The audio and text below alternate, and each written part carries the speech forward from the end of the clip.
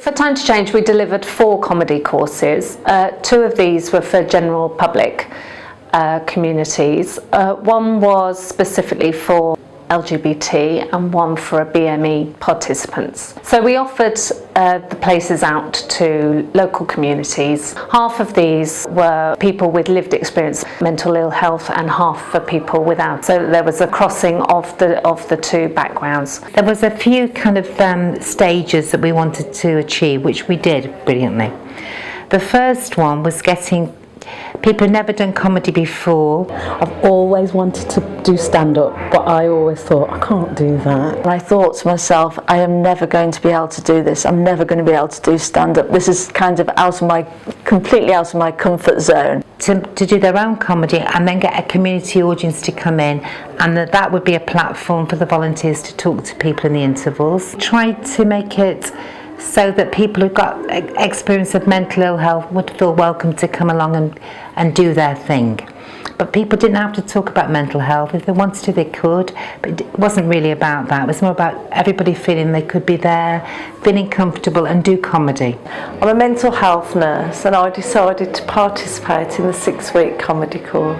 Nobody spoke about where they were from, what their job was, or whether they were a service user or not. The sessions were just really fantastic. The first week, even before we'd really done we hadn't written anything, was just Janice got a microphone and a stand and got us all to kind of walk up, introduce ourselves, say our names, and then sort of close the set at the end. I think it just started to make us feel in the first week, even before we'd got anything written, that we were going to do it, we were going to walk up there, we were going to introduce ourselves and go through the whole thing. So yeah, that was really useful. The people there were fantastic, the other participants were fantastic. Just gave each other feedback really, so the group was sort of helping shape what we wanted to do in our set. And Janice is fantastic. She was giving us just sort of techniques to feel a bit more relaxed. It just felt really comfortable and I looked forward to it every week. And also we were able to bring some comedians who'd perhaps not done so much stuff into bigger venues. It's good to spend time with comedians rather than just see them at the gig you might see them for 20 minutes. Some of the comedians went away for a residential as well. And to know people on a different level, I didn't know what some people have been through or where they come from. I suffer with mental health problems most of my adult life. And that's really interesting because now when you see their work, you're like, damn, you're a genius. You know what I mean? Because you went through all that and you're still here doing this, so that was interesting. I've gained confidence from the feedback I got from the audience. At the end of each community course, we put on a community comedy night, invited general public to it for the new comedians to show their new comedy sets. So I was first on and I was absolutely, well, I'm not going to swear, but I was bricking it. I felt very anxious about performing. What I found really useful was the whole group supporting each other. Once I'd done the performance, I felt fantastic about myself, about my abilities. You know, real sense of sort of achievement and just, yeah, felt really kind of elated to have done it really. The audience was so receptive and so behind what everybody was doing. We actually ran some volunteer training sessions and over the year trained between 45 and 50. The volunteers that we had trained were then asked to come and have those conversations with the general public about mental health and the stigma and discrimination that surrounds it. There's various times where I've been talking to people who said that they were with their elderly mother or something, and they've started talking about their mental health issue, and the mother suddenly would say, oh, well, you know, I didn't realise it was that severe, and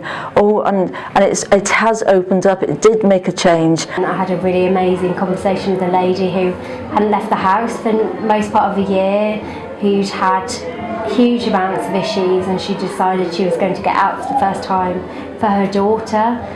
So the fact that she shared that with us, and it was so amazing, just made me want to carry on having those conversations. I think it's an excellent backdrop because comedy is such an opener for using mental health as a sort of to bring it to the forefront, because you can use it in a very comical way without it being without it being offensive to people. It's been confidence building really, for talking to strangers, just approaching people. So our original total target from Time to Change was 1,780 social contact conversations, and at this point in time we are at 1,650.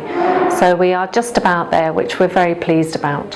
One of the things that we didn't expect was the level of support that would be needed for the volunteers and for the comedy participants who had lived experience of mental ill health. We got the support from the steering group and from the volunteers who worked with us. As part of the steering group, the first meeting we all really opened up to each other. It gave me a much broader understanding about other people's mental health issues, and understanding, and also being a bit more sort of tolerant of other people's issues, because you become kind of like wrapped up in your own world. People have gone on and kept connected with each other and created something called the Misfits, which is like a comedy group that meet on a Monday night, get together, talk to each other, try out new material and put on their own night. So that was unforeseen. And I have actually done 9 other gigs since. It's really given me personally a lot of confidence. It's given me a purpose, and I'm writing every day, like I've got new ideas keep springing up, and the fact that I'm sort of like gigging all over Birmingham now. It's influenced people's lives in so many ways, in such a positive way, that it's fantastic. It was a fantastic experience. Life-changing. It was really a buzz. I really got a buzz. People are like changing jobs, trying other things, joining groups, and that's what people need in life. I thought I'd lost confidence. I'm a musician, and I used to play in front of thousands of people, and it gave me confidence back. It's also given me confidence talking to people as a volunteer, and it's amazing the response that we've got from people. I think Janice is an inspiration. She's got no training in mental health, but how she works with people. Leave it, love, leave it. Have you all got it? She's got this capacity for kindness that is just overwhelming. At the end of the day, we have broken down a lot of stigma, and that was the whole sort of challenge of Time to Change and Laughing for a Change. And the relationships that were built were brilliant, and everybody can perform as well, and I'm convinced about that.